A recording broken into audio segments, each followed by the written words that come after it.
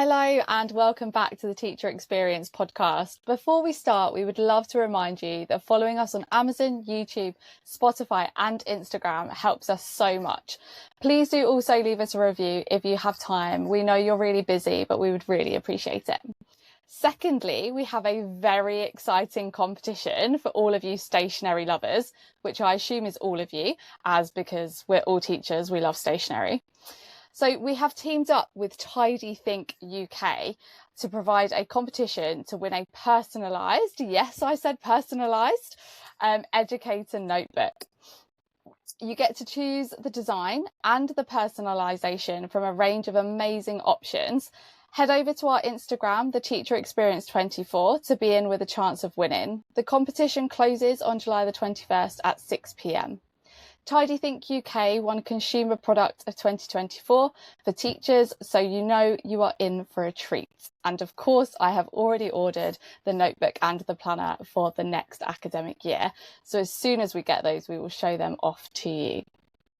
So today, welcome to the Teacher Experience, the show where we celebrate the incredible people making a difference to education. We are your hosts, Miss Wylde and Miss Dearman, and today we have a truly special guest with us. Joining us is Katie, a dynamic and inspiring figure in the education world.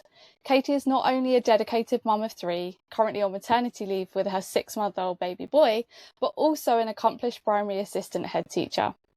With 16 years of teaching experience and 6 years in her current role, she brings a wealth of knowledge and passion to our conversation. In addition to her duties as an assistant head teacher, Katie wears many hats.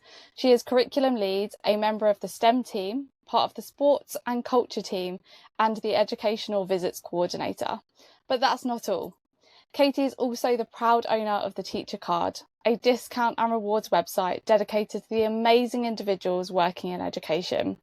She launched Teacher Card alongside her husband just 9 months ago in August 2023. And it has already made a significant impact. We are thrilled to have Katie here to share her insights, experiences, and the inspiration behind Teacher Card. So without further ado, let's dive into our conversation with Katie. Welcome to the show, Katie. Hi, ladies. Thank you so much for having me here today. This is so exciting, really exciting. Thank you so much. So first of all, as I'm sure you're aware from listening to our podcast already, we like to start with a what went well and an even better if.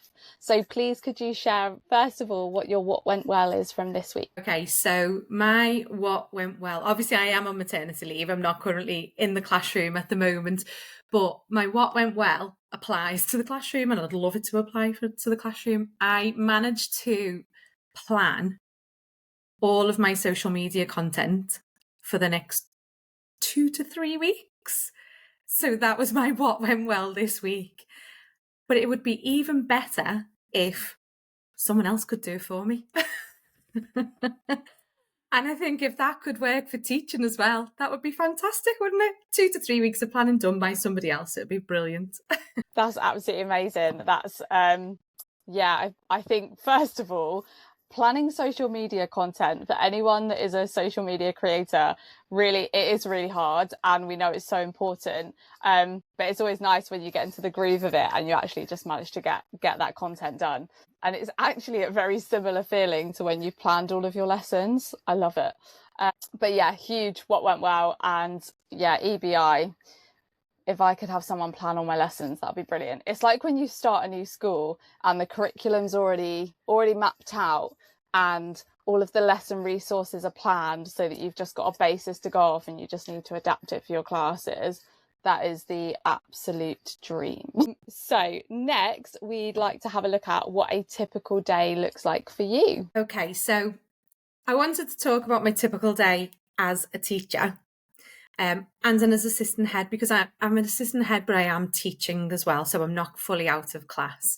I teach 2 days a week and I am an assistant head out of class 2 days a week as well. So in terms of my assistant head days, they look very different to my actual in-class teaching days. So I'll wake up in the morning, obviously our house is very busy, 3 children, trying to get them ready for school, everybody needing to be where they need to be.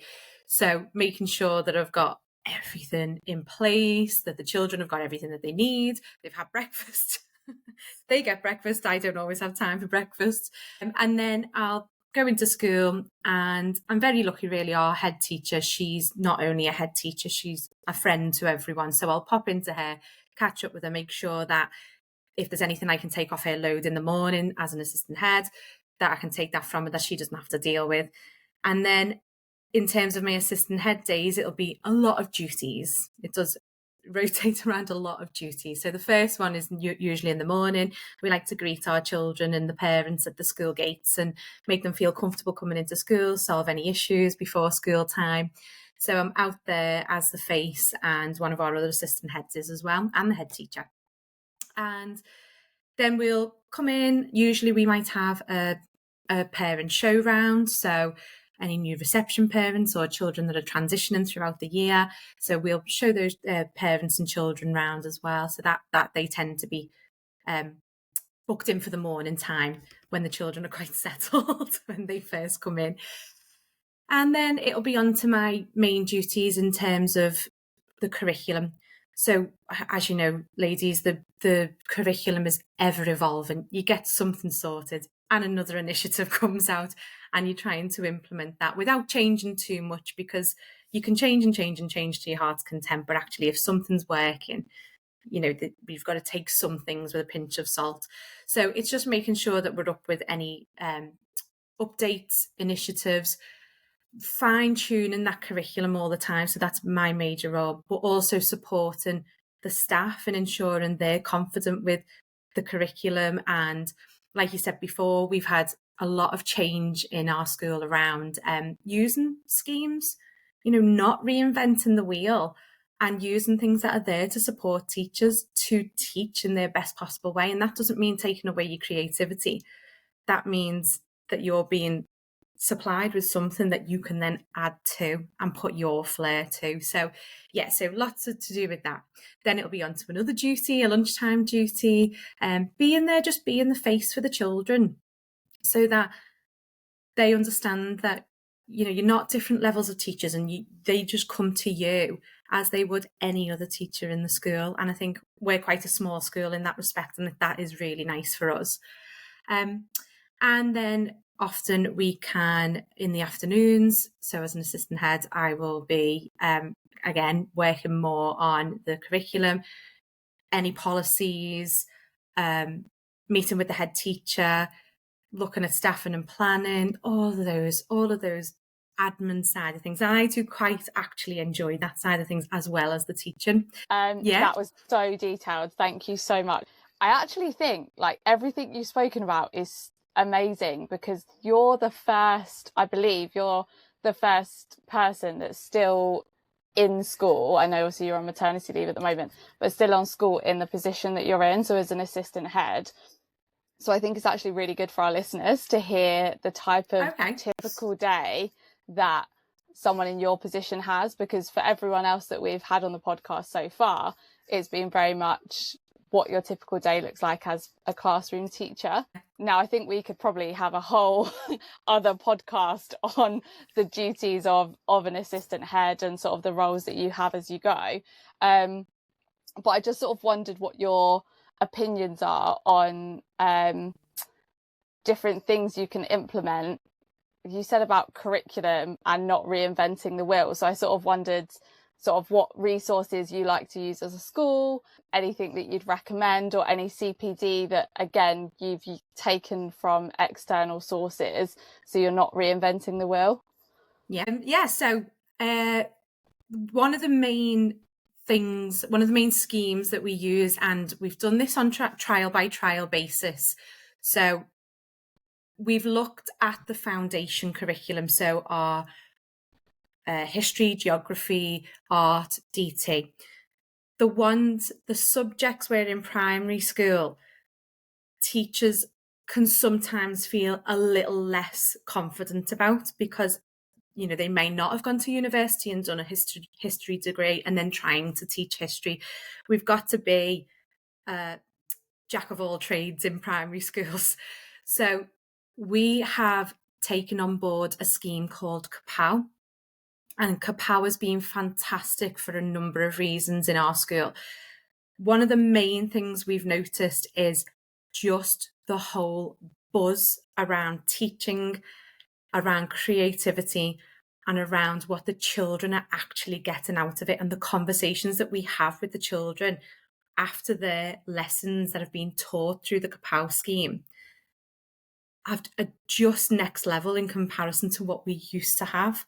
And that's not to say what we used to have didn't work, but we planned that ourselves, and it was, with being a one form entry school, it's what that one teacher plans, which is very different to the next teacher. So when using Kapow, again, that is already planned out for you. So we use that for DT, for art, for geography, and for history. And we've now ventured into science as well, because what that brings along is support videos for teachers. So for example, if you're teaching an art concept, it will have the support video for the teacher first, and then it will have the video that you can actually play with the children, and then you can enhance that. It gives you all the resource ideas, but it makes it quite simple. So I think sometimes teachers, we overcomplicate things because of the jargon that everything is written in. Everything is so jargonistic, if that's even a word. And you create, especially when you're looking at art and DT in year one, and you see something written in quite convoluted words, and then you transpire that into something that might be a lot more than what you actually needed for year one level. Whereas when you're looking at these schemes, you go, oh, that's what that meant. That didn't mean this lovely, huge sculpture that I've currently created with my year ones. So it's been brilliant in that respect. So the CPD, the resources, the time-saving element of it, which allows you to just put your own creativity into things, and the buzz and the way that the children can speak about what they're learning in discrete subjects. So it's not like, I think that's history, or I think that's geography, or I think that. They're not confusing things anymore. And it's been really, really good for us as a school just to get that buzz around teaching back again even more so. That was really insightful. Thank you. And like I said, I think we could actually do a whole nother episode on the discussions that have sort of tiptoed into there, but that was really, really good. And actually it links a lot to some of the conversations we've had with other guests that are primary school teachers. They've said that one of the places that they struggle with is, for example, art, and they're always like, I don't know what I'm like. They've said they don't know how to do it. It's not a confident subject, and it's a subject they have to spend a lot longer on. And actually, if you've got those resources there, it just increases that teacher confidence, especially for trainee teachers as well. So yeah, thank you for sharing that. And I'm sorry for diverging there a little bit. But yes, what's your typical day for teacher card then? Oh, okay. So a teacher card day is very different. A lot of it entails the baby at the moment, I will be honest. So we've got the baby there. So I do a lot of working at random hours as well. I don't know whether everyone will see me on social media at random hours as well. But yeah, if we put the baby to one side once he's asleep, my typical day would be coming back from the school run, and I will set to responding to members first. They're the priority, making sure we're answering any member queries, any questions in terms of, am I eligible? That's one of the biggest ones that we get, and I'll get to it in shortly. But we're called Teacher Card, but it's actually for all education staff. So it's making sure that we're answering all of those queries and ensuring people understand what we do. And then I will spend a lot of time either talking to brands that we want to onboard onto Teacher Card and the discounts that we can try and negotiate with them. So that will either be via a video call or emailing back and forth, or physically going out to meet people. So for example, today, I've been out at a business meeting today and chatting and networking with people. I love going to networking events. The networking events are just where things come out of the woodwork that is exciting for Teacher Card, but it's beneficial for our members in the long run. So that's great. That will come up in my day as well, sometimes in the evenings. And yeah, a lot of emails. Then once members are coming in, they all receive what we call a digicard, which can be used, and I'll talk about that. So I need to spend time creating those digicards that get sent out to members so that they can actually use them in store where accepted. So that takes a little while.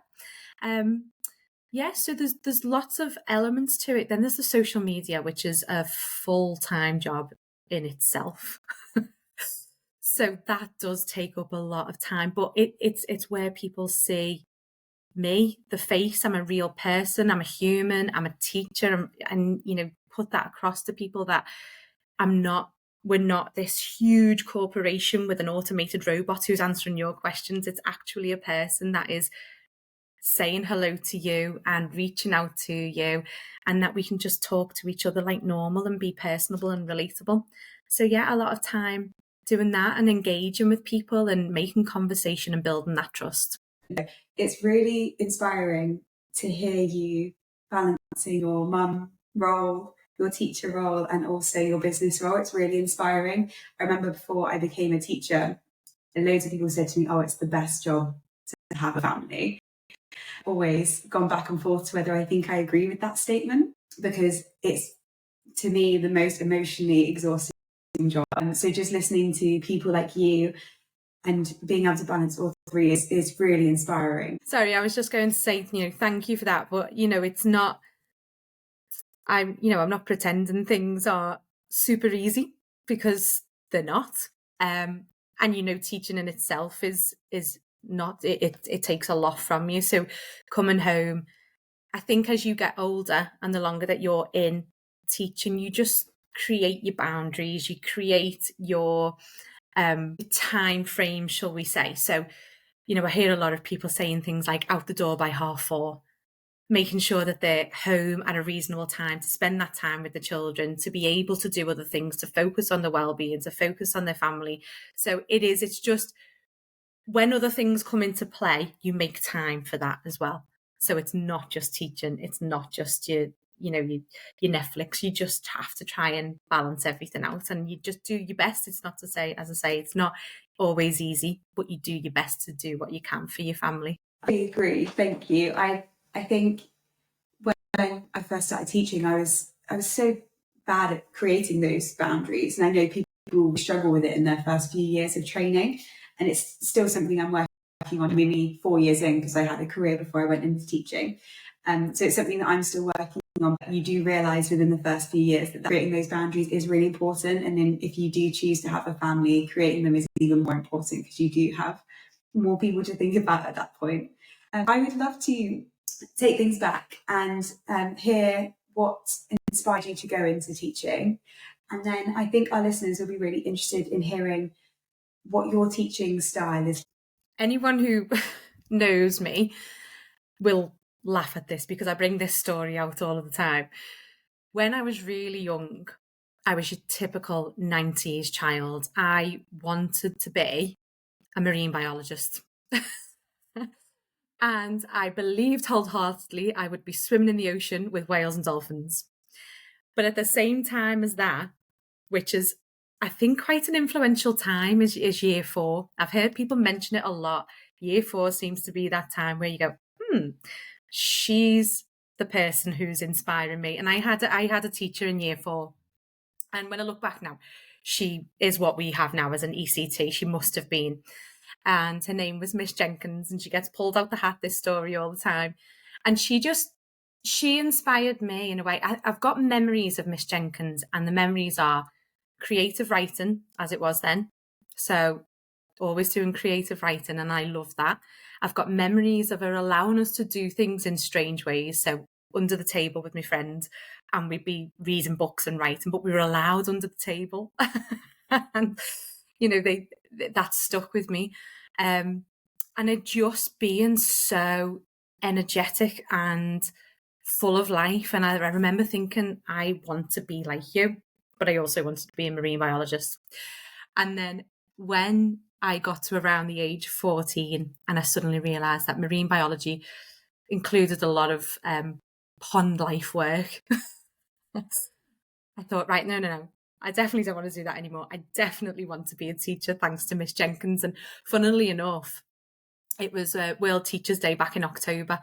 And I said about Miss Jenkins, I said she was the one who inspired me. And I did a social media post, and the post managed to get back to Miss Jenkins all these years later. And she replied and said a huge thank you, and she remembered me. And yeah, so she's still got a mutual teacher who works within the borough that I'm, a mutual friend who is a teacher still in the borough that I'm in. So she passed the message on. So that was lovely. But she was my inspiration to become a teacher. She was just kind, caring, energetic, allowed children to be children, I think. I think that is absolutely beautiful. And I think if you ask most teachers, and even people that are not teachers, they all have that one teacher that they always go back to, and they say, that's the teacher that inspired me, or that's the teacher that taught me this life skill. And you always have that one teacher that you never forget. A really small world. I remember my in my training years, I went back to my secondary school, and I had to teach some of their science lessons, and I hadn't had a chance to see the science teacher that I was covering. And I remember I walked into the classroom, and I knew exactly who he was, because I was like, you were my favourite science teacher. So I walked into the classroom, taught the lesson, and then after the lesson he went, I taught you, didn't I? And I was like, yeah. He was like, well, thank you very much for making me feel old. I was like, no worries. But it was so nice to see all of the teachers that used to teach me and actually go into the staff room and say thank you for everything you did for me, because I wouldn't be where I am now if it wasn't for you. And it was really beautiful that there were still so many of them there and I could have those conversations. So yeah, I absolutely understand that one from you, and I'll let you carry on with your answer. Well, I was just about to say, it comes round very quickly as well, where you will start to meet the children you've taught years and years later. But no, I do think she absolutely inspired me. I was talking to a colleague of mine the other day, a friend from school, and I was saying, how would you describe my style? Because I know how I would describe my style, and she was like, oh, easy. So I would describe mine as, I'm a bit of a scaffolder. I'm energetic. I am a bit of a loon in the classroom, I'm not going to lie. I like to put a bit of a song and a dance on. And I've always been that way in front of the children. It doesn't faze me. It's harder in front of adults, but children, it doesn't faze me. But yeah, so I'm quite sing-songy, dancey, if we can say that. And then also I'm a scaffolder. I like to teach a bit, let the children do a bit, teach a bit more, let the children do a bit more. So they're building on building those building blocks up and getting to the concept by the end of the lesson. But yeah, I asked her, and if you don't mind, I'll read it out. She said, I thought it was really kind of her. She said, oh, easy. Your teaching style is firm, fair with flair. You smile all of the time and explain everything very, very clearly, from sanctioning behaviour to teaching a division method to explaining a scientific process. You always deconstruct and reconstruct so clearly. And I thought, oh, you're such a good friend. I was driving home from school, so my school day finished at 4, and I was thinking about this question that we were going to ask you. I was thinking, I wonder what mine would be. So I've actually written mine down to share with you as well. As how I describe me. So I'm a secondary school science teacher, specifically biology. So I'm very calm, which I think is very important when you have a million Bunsen burners in one class. Calm, where mistakes are welcome. Very open and repetitive, because I think I do feel sorry for people these days. They've got so much information to remember with GCSEs. So openness and repetition is really important, and where conversation is welcome. So I would describe that as mine. We actually had a really fun lesson today. We had KFC, McDonald's and Burger King as our 3 focus topics, and the pupils had to do their research on which, if I said we are going to a fast food restaurant now, what would be the best one in terms of health, in terms of nutrition, what would you order and why? I think conversation around those sorts of things, people are definitely going to remember what What does the carbohydrates do? What does the proteins do? What do the fats do? I love making conversations in science. And I'm sure it's actually quite a hard thing to do in secondary school because we're so restricted on our curriculum, but just having conversations like that embeds so much into their long-term memory, and they also find it really fun. If anyone is actually interested in listening, apparently McDonald's is the healthiest to go to. Instantly, that makes you relatable to them. That makes you, they look at you and go, oh, this is our teacher, but actually she's just like us, and that's a safety net for them then. And then those conversations come a lot more freer when they feel safe around you and that you're normal. It's so funny that they don't often see you as normal. I know in primary school they don't say hello to you if you're outside school. Absolutely, because we were having conversations, and one of my pupils was like, "Miss, would you order a boneless banquet from KFC?" And I was like, "Yeah, definitely. I can't eat it off the bone. I could definitely in the boneless banquet with the Coke Zero." So it's just building those relationships with them. So yeah, I just thought I'd share that with you because I think it's really interesting to know how secondary school works in comparison to primary school, and it's great to have those conversations. So we've talked obviously about your within teaching. I'd love to focus more now on Teacher Cards, so our listeners can get to know a little bit more about it. So, what was your motivation to start Teacher Cards, and are there any transferable skills that you've actually found really beneficial that have moved from teaching into your business? Yeah, so for years and years and years now, my husband and I, we've always dabbled with the thought of having our own company and what would we want to do, and nothing's ever felt right in terms of being something that we felt we could really sink our teeth into and give it our all. And there's been all kinds that I've looked into, and this is not to to step away from teaching. It was just something that we wanted to do together and have as our own. And so last year we had gone down to one car for a little while, and we were traveling to and from work every day. So we had conversations every single day, and it was during the strike days. So during the strike days, I was with the union that were not striking at the time. So I was going into school, but we were talking about the people who were losing their income on those particular days, especially colleagues of mine whose husbands or partners were teachers as well. It was a lot of money for them to be losing around that time, but they were doing it to secure and protect the future of education for the children and obviously for themselves. And we were just having this conversation, and we just came out with the comment and said, you know what, it's really rubbish.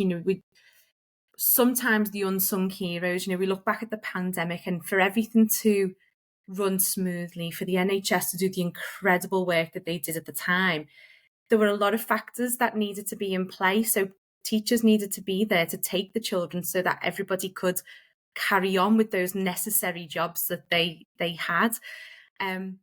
But we're a little bit unsung in that respect. And I said to my husband, it's a bit rubbish. We don't really have any perks either. We don't even have anything like the fabulous blue light card for teachers.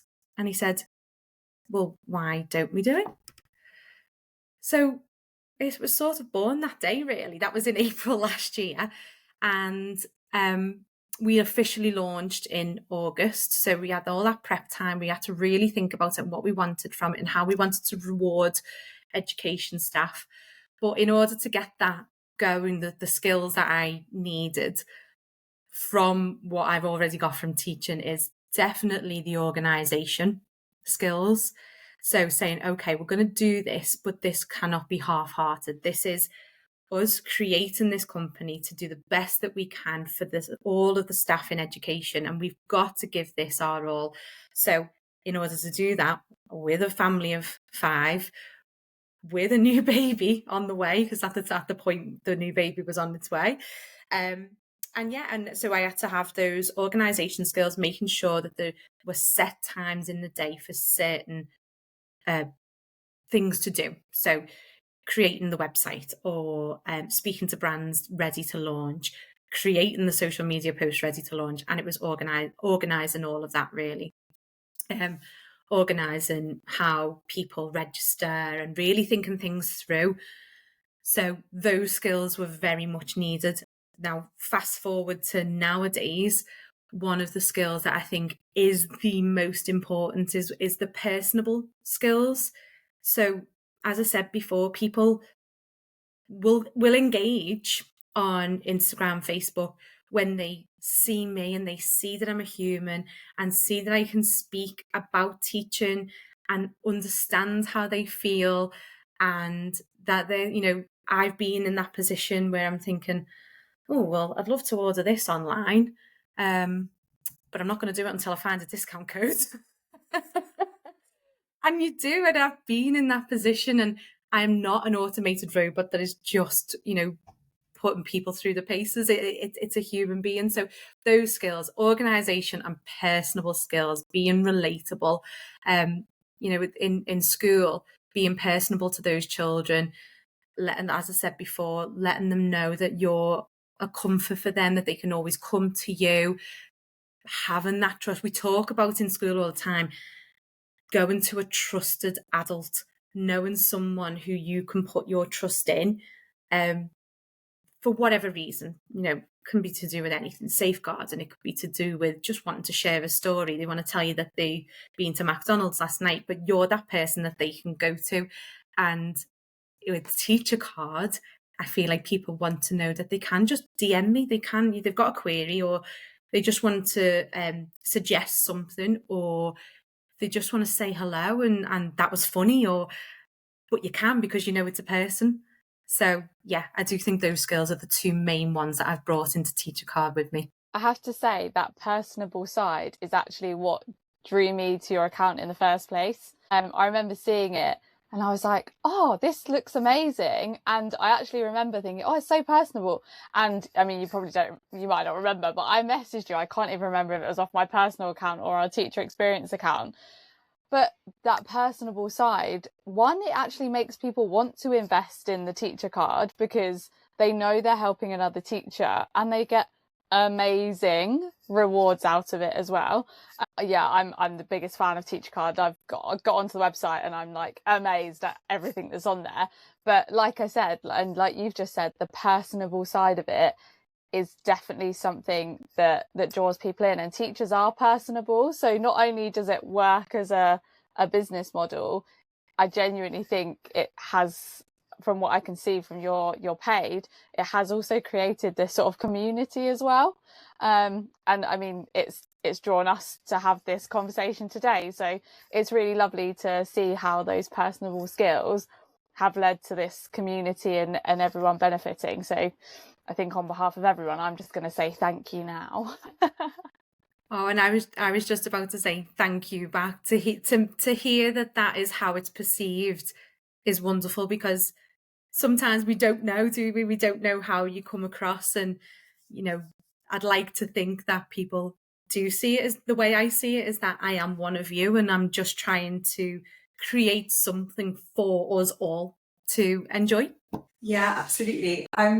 I'm so glad you mentioned the blue light card, because the amount of time I've said, because it's always on near the desk where you're going to pay, I'm always like, why are we not on this? Like, why are teachers not included in this? So I think there's such a gap in the market for Teacher Card. I really do, because I've always thought that when I've gone to the checkout. I think our listeners now would love to hear, in as much detail as you can, exactly what Teacher Card has to offer and how they can benefit from it. Okay, so Teacher Card is, although it's called Teacher Card, it is actually a discount website.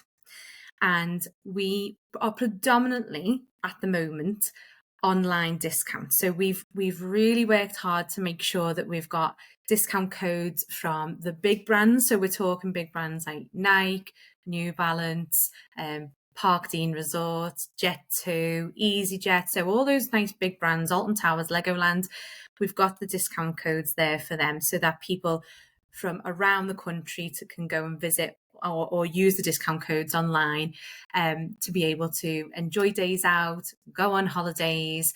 And I know you very kindly mentioned us as part of that when you did a whole podcast on, booking your holidays as a teacher. It's so hard. Everything is just so much more costly. So anywhere where we can help in that way is is great. So we have also then got another element to it. So we have the online discount codes, but we do have the option to use your digicard that you get sent. So we do that we don't have a physical one that gets sent through the post for the purpose of being environmentally friendly. And everyone has the phone with them now. So the digicard is for use in store. Now, this is not at the big brands, because the big brands currently, a lot of them are transferring over to online discount codes only. But what we are aiming for is I have conversations in the staff room, and as we're sitting there, everybody will talk about a specific restaurant or a specific bar that they've been to, or a day out that they experienced. And they tend to be the smaller independent businesses, not the huge chains. And actually, we're spending so much of our time there, which is fantastic. That means that education staff are supporting small businesses. But actually, if we're spending so much time there, wouldn't it be wonderful if we could also support but save money at the same time at those places? So that's what we're really aiming for as well. The end game for Teacher Card is to be able to go to as many businesses as possible around the country, show your digicard on your phone, and to be able to receive a discount for the work that you do, for people to value the education sector as much as the NHS, because they are, rightly so, they deserve that. And so do teachers and education staff. And it is everybody in education, because the world of education would not go around if all of those individuals were not involved. So that's cleaners, admin, governors, all of those stakeholders in that educational setting are eligible to apply. So yeah, online discount codes for many big brands, but also for independent brands. So we have, I know you mentioned, for example, before, TidyThink. So the likes of TidyThink would be on there. We've got Teachmate AI. So they're independent. So that AI generated supporting people again with well-being, giving them the time back, because, we often say that we're time poor. We haven't got time to do this. We haven't got time to do that. But again, it's these things that you won't readily find available on other sites. So that's what our big aim is that in the future we will be, or we are going to be, those, just as big as Blue Light, but for the education sector. Thank you so much. Out of interest then, because we've spoken about on Instagram, you want to create that community and you want to be personable, would you be open to listeners sending you brands that they use all of the time that maybe are independent small businesses that one could be supported by lots of teachers going in, but then equally support the teachers by giving a little discount? Absolutely. And we need those suggestions, because there are millions of independent and small businesses around the country. I'm here based in Liverpool, so as a Liverpool-based person, I know where many people in my area would like to go to, but it doesn't mean that that's my opinion. So I need our members to get in touch, make suggestions, let us know, where do you like to go to? Where do you like to spend your time? Where do you like to take your families or go out with friends or partners? And because it's a question, we can ask the question and we can really help those small businesses to understand what we're about, and then hopefully most of the time come back and say, yeah, we're all in, we'd love to offer you 10%, we'd love to offer you 20%.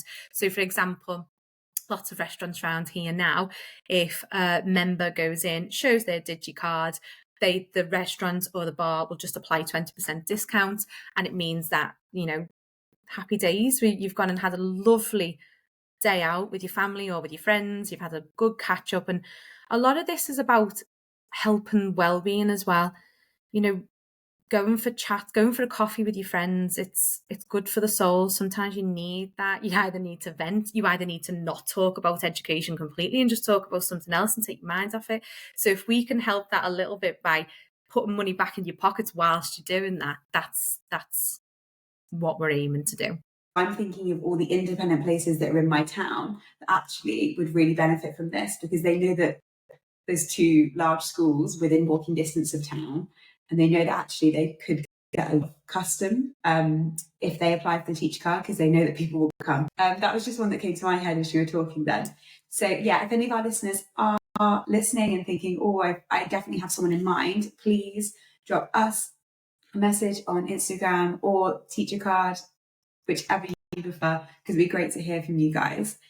So Katie, could you please tell us how teacher card might be different from others that are on the market? Okay, so just basically as we've just said then is as far as I'm aware, every other discount site that is on the market, and hats off to everybody, by the way, who recognises teachers and does something to support them. This, everybody is open to create their own companies and reward people in however which way they want to do. The way we want to be different is to have that walk in the door element and be able to show your digicard to be able to get those, but also to have the brands on that don't necessarily need anything from us. So we want to promote other people who are doing good things for teaching and education staff. So like I've just mentioned, we've got the Teachmate AI, we've got Tidy Think, we've got the Positive Teacher Company, all those ones that are doing they're putting teachers at the forefront as well. So, and they aren't necessarily on big brand websites. And it's just because everybody works in different ways and we want to be different in that way. And that is the reason why we charge a fee for the year, but it's actually for 13 months because currently we get a 30-day free trial. So, and that is the best way to explore the platform and what Teacher Card has to offer. And it also means that within your 30-day trial, you can get in contact with us, and hopefully within that 30 days, we can get more and more brands and businesses on there that you specifically request, so that by the time your membership fee kicks in, which is $7.99 for the following 12 months after that, then you probably already hopefully have made that membership back. I was speaking to somebody in a business meeting today, and when I mentioned the fee, the lady thought I meant per month. And I said, no, this is $7.99 for the year, 13 months. But it means that we're getting all those different brands that you might not be able to find elsewhere, and you will make that big save. And I'll give you an example. We've got some health clinics on there. So somebody had suggested it. So we got a health clinic on. Now, I know of a story of a head teacher who has gone to this clinic, needs a specific therapy doing on his knee, and the therapy costs £2,000, but they offer 15% off with teacher cards. So he's automatically making a £300 saving. That's huge, absolutely huge. And that, as a small business, is deciding to do that to support educators. And I just think that's amazing, because actually they're the smaller businesses, they're the independent ones. And that's not to say the big brands aren't doing the same, but the big brands are big for a reason. So I think it means a lot when small and independent brands come and join us, because it shows that they really do value what education staff do. Thank you for sharing. I mean, that's just unbelievable, isn't it? £300. It's such an amazing saving for only £7.99 for the year. And our listeners to know that they can have the 30-day trial as well, because it's really great that they can tap into that and see, actually, once you get on the website, you offer so many amazing deals. So thank you for sharing just that one story. Right, we are coming up to the end of our episode, and we do finish every episode on a research bite. So Katie, if you could please share with us your research bite. Okay, so I haven't gone for the typical educational research, but I have gone for something that I am actually implementing in my own daily life, and I am certainly going to implement within my teaching life when I return to work in November. So I've been listening to a podcast, and it's all about law of attraction. And one of the things that they talk about on this podcast is the magic of cyclical living. So I don't know whether you know much about it, but It's about your body being in tune with cycles. So everything, if you think about in this world, the season is in cycles. The moon. So it's talking about using the moon to follow a cycle, and the moon and your period cycle. And this is not just for women. If you're a man who's in touch with that side of things and following the moon, this also applies to everybody. So if you think about our bodies, we're 60% water, and the moon controls the tides and the water, and it's sort of saying that your body is in tune with that. And the more you get in sync with your cycle and live in a cyclical way, that you will sort of heal yourself and be more kinder to yourself at certain times in the month. And I think it really, really lends itself to myself as a teacher, because I know I've just said to you that I like to be all singing and all dancing, but you can't be like that 100% of the time. And you can feel it at times in the month, and you think, I have not got this in me today. I need to put on my face, but today is going to be a bit more of a chilled and relaxed day, and I am not going to be bopping up and down, and I am not going to make the hardest DT lesson of my life be today, because I just haven't got that energy. And when you look at cyclical living, when a new moon starts, that's usually when you're in what you call your winter period. It's usually the time of the month. And if we think of everything, animals, food, farming in farmers' fields, and we think of animals hibernating during their winter phase, their winter season, they fully hibernate, they rest, they recuperate, they recover, and they don't expect anything of themselves. So I think sometimes with us as teachers, we need to acknowledge that and not put ourselves down for saying, today we needed a bit more of a chill day, because where I am in my month, I haven't actually got that energy. And that's okay. It doesn't mean that your teaching is going to be any better or worse. It's what you've planned for. And if you know that's coming, you can plan that into your teaching time, so that you know today is going to be a bit more relaxed, and I will still get the best out of the children, but just in a different way.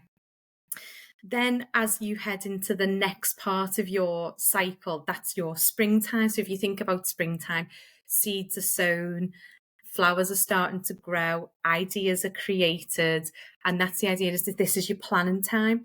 So for me as a teacher, I'd look at that and go, okay, I'm going to use that time of my month to really plan out what I would like when I know I've got my highest energy, which is coming in the middle of my month somewhere. It's going to come, and that is going to be my week where I can literally be on the ball. So if you've got those class assemblies, if you've got that art lesson, that is really going to take a lot out of you, because it does, especially in primary school and especially with the little ones.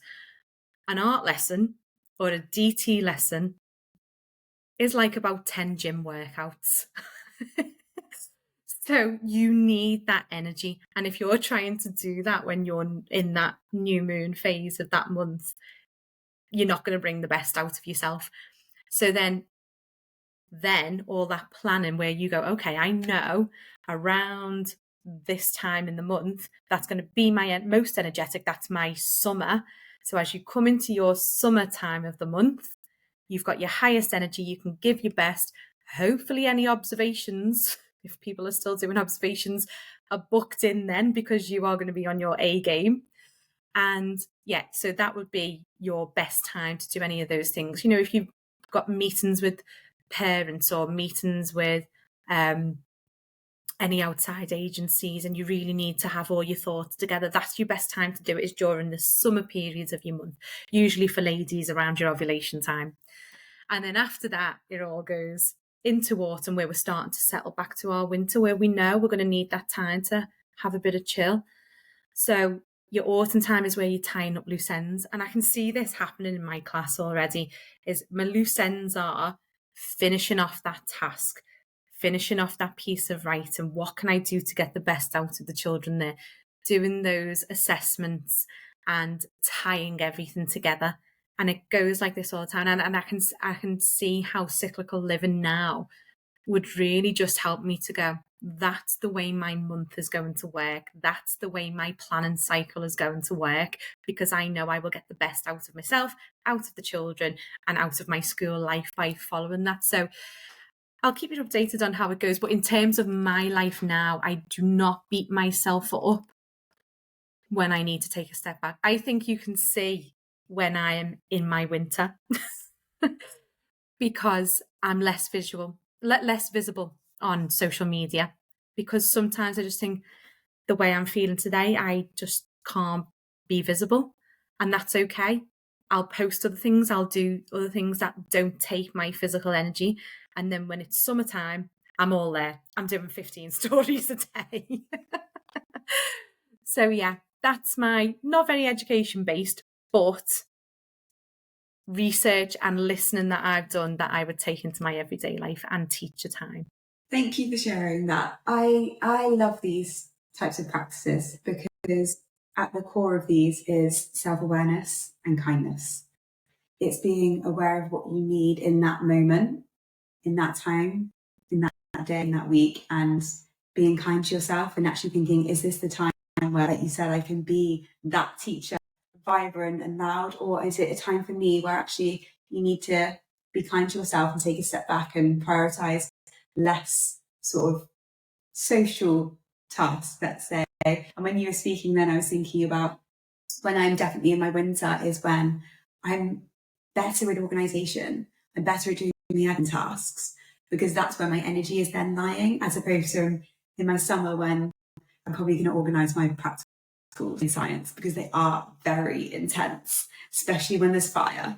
So it's just being self-aware, and I think these practices are great. And again, with cycles, everything, the whole world is run off cycles. In science at GCSE level, we teach so many cycles. I've written them down as you were speaking. So we have the menstrual cycle, moon cycle, rock cycle, carbon cycle, and water cycle. The whole world is run off these cycles. We'd love to have an update on how that's going from you.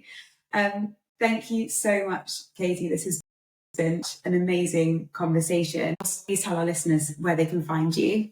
Okay, so we've got a number of places you can find us. The main one is on our website, so it's www.teachercard.co.uk, and that's got all of the information on there about registering for your 30-day free trial, and there's no obligation. So if you go on and it's not for you, that's okay. And one day in the future, you may come back and go, oh, actually, I've seen something on there now, and that's absolutely fine. We will always welcome people back with open arms.